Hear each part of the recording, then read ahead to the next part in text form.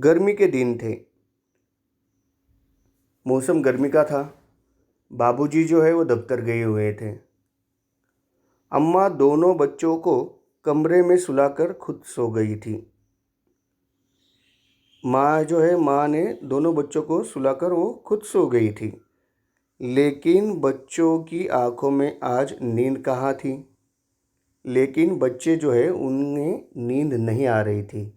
उनके दिमाग में वो जो चिड़िया जो है, उस चिड़िया के अंडे, उसके बच्चे, इस बारे में ही विचार चल रहे थे। तो उन्होंने सोने का तो नाटक कर लिया, लेकिन उनके आंखों में नींद नहीं थी। अम्मा जी को बहलाने के लिए दोनों दम रोके आंखें बंद किए और मौके का इंतज़ार कर रहे हैं। उन्होंने क्या किया कि सोने का नाटक कर लिया और दम रोके आंखें बंद किए वहाँ लेटे रहें। और जैसे ही देखा कि माँ सो गई हैं, जो ही मालूम हुआ कि अम्मा जी अच्छी तरह सो गई हैं, तो दोनों चुपके से उठे और बहुत धीरे से दरवाजे की सिटकनी खोलकर बाहर निकल आए।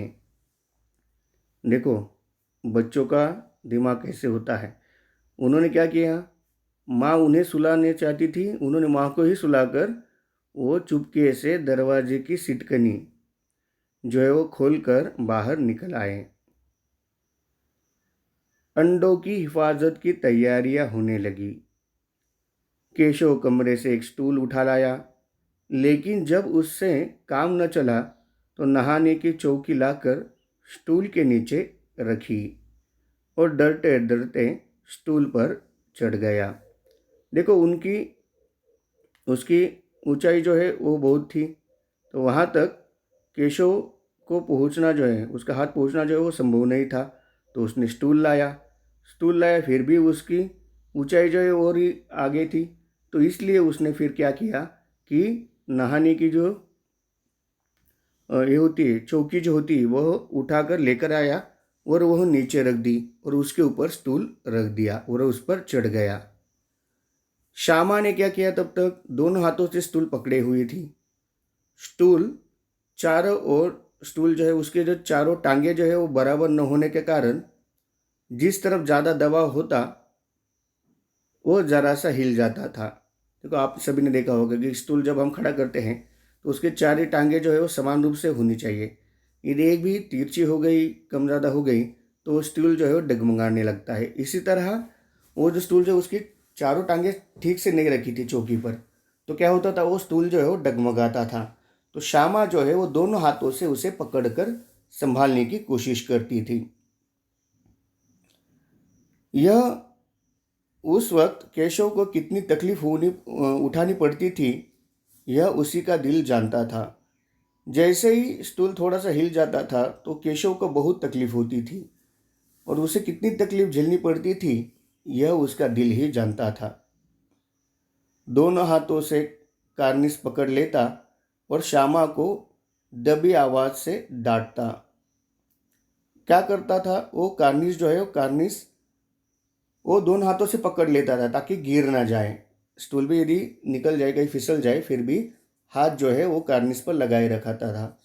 और दबी आवाज़ में, क्योंकि ऊंची आवाज़ में बोलेगा तो अम्मा जग जाएगी, इसलिए दबी आवाज़ में वो उसे डांटता था और कहता था, अच्छी तरह पकड़ वरना उतर कर बहुत मारूंगा। बेचारी श्यामा का दिल तो ऊपर कार्निस पर था। बार बार उसका ध्यान उधर चला जाता था, हाथ ढीले पड़ जाते थे। जब भी श्यामा को स्टूल पकड़ने के लिए कहा था तो श्यामा स्टूल पकड़ती थी, लेकिन उसका ध्यान ऊपर था।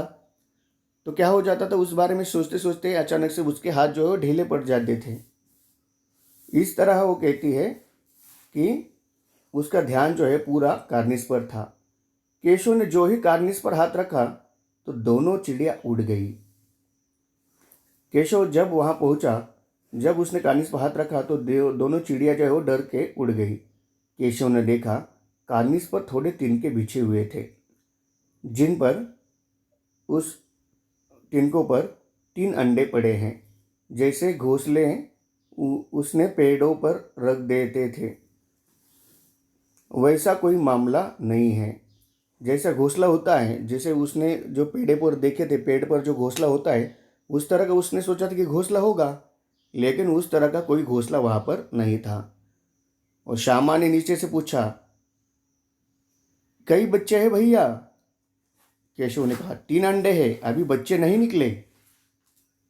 ज़रा हमें दिखा दो भैया, कितने बड़े हैं? दिखा दूंगा, पहले ज़रा चिथड़े ले आ, नीचे बिछा दूँ। बेचारे अंडे तिनकों पर पड़े हैं। केशव ने कहा कि थोड़े से चिथड़े लेके आ, कपड़े के टुकड़े लेके आ, क्योंकि अंडे जो है वो तिनकों पर पड़े हुए हैं। श्यामा दौड़कर अपनी पुरानी धोती फाड़कर एक टुकड़ा लेके आई। केशव ने झुककर कपड़ा ले लिया और उसकी कई तह करके उसकी एक गद्दी बना ली। वो जो कपड़ा जो है उसको फोल्ड कर करके उसे एक गद्दी की तरह बनाई और उसे तिनकों पर बिछाकर तीनों अंडे धीरे से उसके ऊपर रख दिए।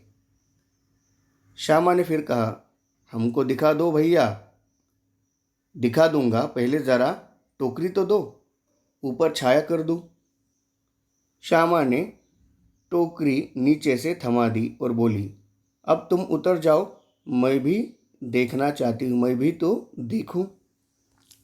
उसने टोकरी उसके हाथ में थमा दी और उसके मन में जो जिज्ञासा थी कि अंडे कैसे दिखते हैं, कैसे हैं, वह देखने के लिए वो कहने लगी कि भैया अब तुम उतर जाओ, अब मुझे देखना है कि वह अंडे कैसे हैं, कैसे दिखते हैं। तो बच्चों ने क्या किया, पूरा इंतज़ाम करके रखा कि अंडे जो है, अंडे के नीचे एक गद्दी की तरह उन्होंने एक कपड़ा जो है उसको फोल्ड करके रख दिया और टोकरी जो है उसके ऊपर रख दी ताकि उसे धूप ना लगे। इस तरह सारा इंतज़ाम बच्चों ने कर दिया।